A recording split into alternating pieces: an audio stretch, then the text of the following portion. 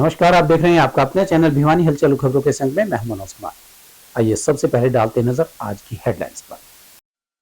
गांधी जी की पुण्यतिथि को मनाया राष्ट्रीय कुष्ठ जागरूकता दिवस के रूप में। हैप्पी कार्ड वितरण का 85% काम हुआ पूरा, कहा रोडवेज जीएम कुंडू ने। क्रिश्चियन समुदाय पर और चर्चों में हो रहे बार बार हमले, कहा सुरेंद्र भोला ने। और अब खबरें विस्तार से।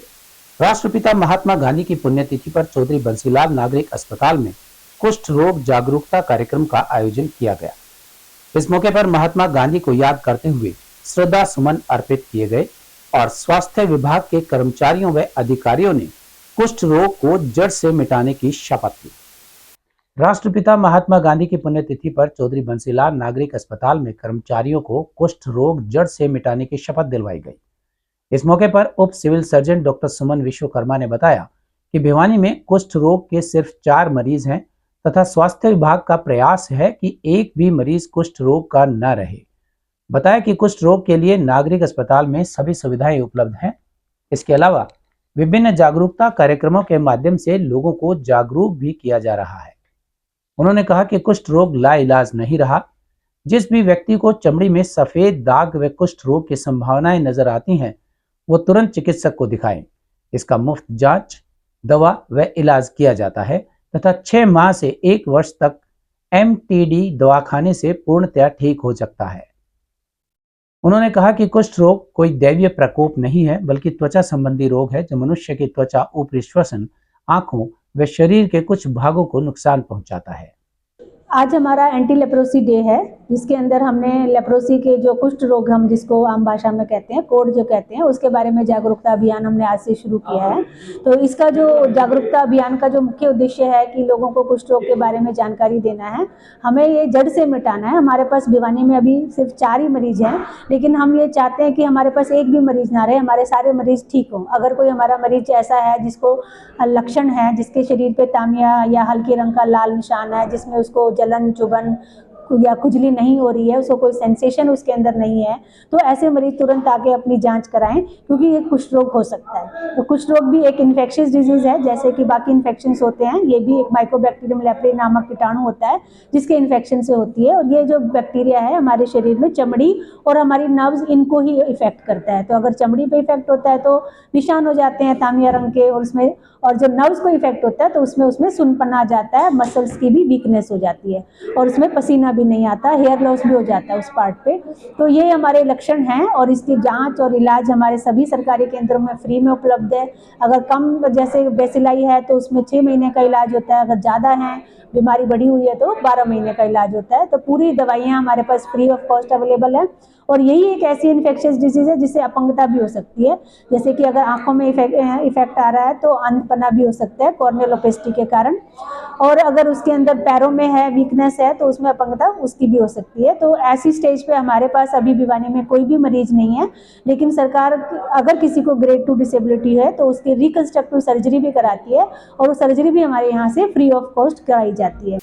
हरियाणा रोडवेज की बसों में निःशुल्क यात्रा करने के लिए सरकार द्वारा हैप्पी कार्ड की योजना चलाई हुई है। इस योजना के अनुसार 1000 किलोमीटर तक यात्रा 1 वर्ष में निःशुल्क कर सकते हैं।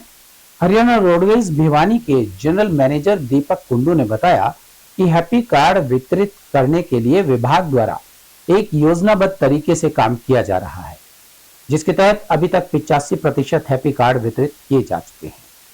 हरियाणा रोडवेज भिवानी के जनरल मैनेजर दीपक कुंडू ने बताया कि उनके पास अभी तक भिवानी, तोशाम व लोहारू को मिलाकर कुल 1,52,892 हैप्पी कार्ड रिसीव हुए हैं, जिनमें से करीबन 1,30,665 हैप्पी कार्ड वितरित किए जा चुके हैं, जो कि लक्ष्य का करीबन 85% है। इसके लिए कर्मचारी तैनात हैं और लाभार्थियों को बार बार फोन किए जा रहे हैं तथा ओटीपी भेजे जा रहे हैं। उन्होंने कहा कि जिन भी लाभार्थियों को फोन कॉल आते हैं या ओटीपी आते हैं तो लाभार्थी संबंधित bus stand Bhiwani, bus stand Loharu व बस स्टैंड तोशाम पर पहुंचकर अपने हैप्पी कार्ड्स ले सकते हैं, ताकि सरकार द्वारा रोडवेज बसों में दी गई निःशुल्क सफर की सुविधा का लाभ उठा सकें। बताया कि अगले वर्ष हैप्पी कार्ड को दोबारा रिन्यू करवाना होता है। हमारे पास अभी तक टोटल भिवानी, तोसाम और लोहारू तीनों जगह मिलाकर 1,52,892 हैप्पी कार्ड रिसीव हुए हैं, जिसमें से हमने 1,30,665 हैप्पी कार्ड डिस्ट्रीब्यूट कर दिए हैं, जो कि लगभग टोटल 85% है। और हम लोग हैप्पी कार्ड डिस्ट्रीब्यूट करने के लिए मैंने काफ़ी स्टाफ डिप्लॉय किया हुआ है, और हम जो बेनिफिशरीज हैं उनको बार बार फ़ोन कॉल्स भी कर रहे हैं और OTP के द्वारा मैसेज भी भेज रहे हैं। तो लोगों से इस बारे में निवेदन है कि जिनके पास फ़ोन कॉल्स आ रही हैं या OTPs आ रहे हैं, तो वो जल्द से जल्द बस स्टैंड पर आकर अपना हैप्पी कार्ड रिसीव करें और सरकार द्वारा जो मुफ्त यात्रा की सौगात दी गई है उसका फ़ायदा उठाएं। संविधान द्वारा प्रदत्त मौलिक अधिकारों के हनन के विरोध में राष्ट्रीय क्रिश्चियन मोर्चा के बैनर तले शहर में प्रदर्शन कर उपायुक्त के माध्यम से राष्ट्रपति को मांग पत्र भेजा और मौलिक अधिकारों के हनन पर रोक लगाए जाने की मांग उठाई गई।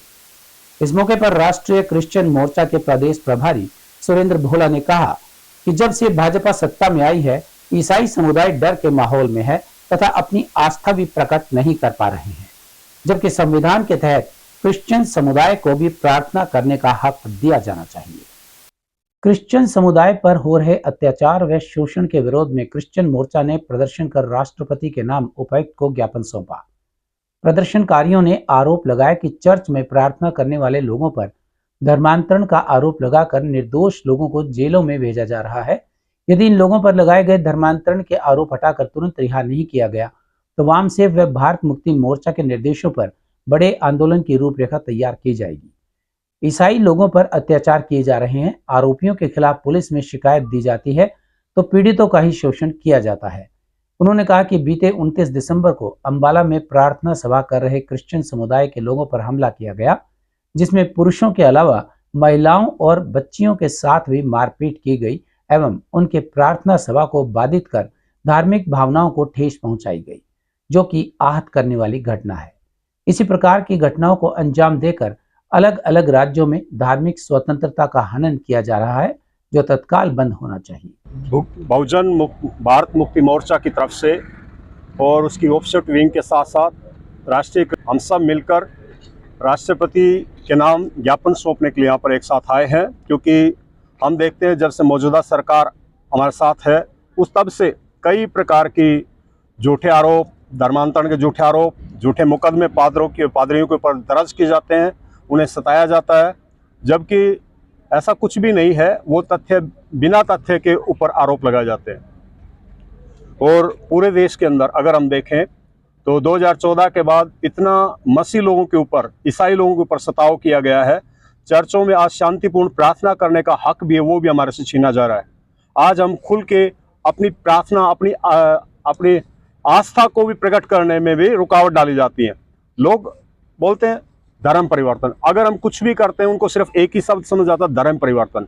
और यूपी में सबसे बुरा हालात किया गया है, कहीं भी चर्च है सब जगह जाके लोग किसी भी पादरी को पकड़ते बिना पूछे, बिना आरोप जेल में डाल दिया।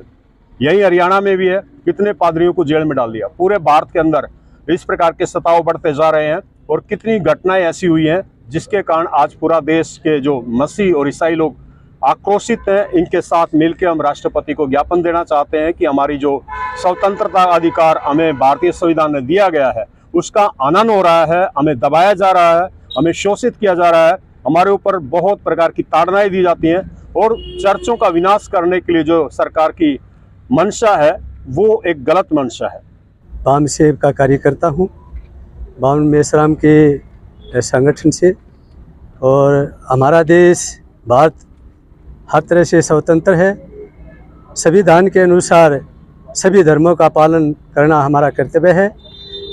हमारे समाज में कुछ शरारती तत्व जैसे क्रिश्चियन चर्च पर हमला करते हैं, उनके साथ मारपीट करते हैं, उनके साथ बुरा व्यवहार करते हैं, उन्हीं के विरुद्ध FRI लॉन्च होती है।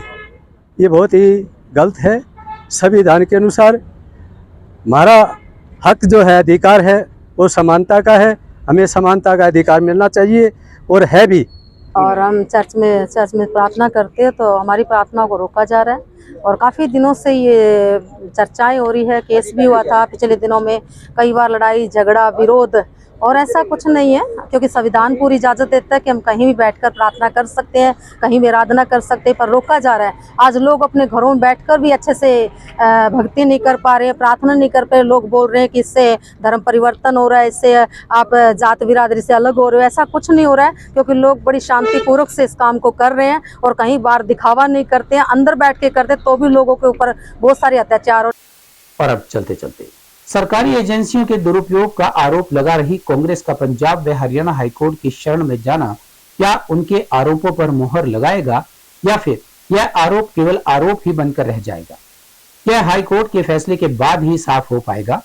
किसी भी तरह से भारतीय जनता पार्टी की सरकार बनना असंभव सा दिख रहा था, बावजूद इसके नतीजे बिल्कुल उलट आए और बहुमत से भाजपा की सरकार बनी।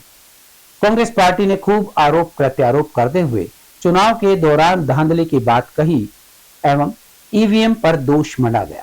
आखिरकार अब यह मामला पंजाब एवं हरियाणा हाईकोर्ट की शरण में है, जिसमें कुल 23 विधायकों की जीत पर सवालिया निशान लग गया है, जिसमें से सबसे अधिक विधायक भाजपा के 18 हैं।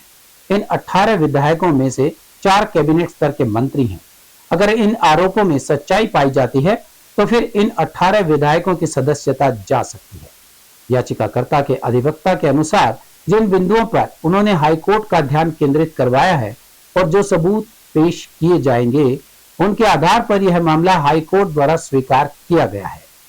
इसमें चुनाव आयोग व अन्य सरकारी एजेंसियों व इलेक्शन ऑफिसर्स सभी ने भाजपा के पक्ष में काम किया। इसके एविडेंस प्रमुखता से पेश किए जाएंगे।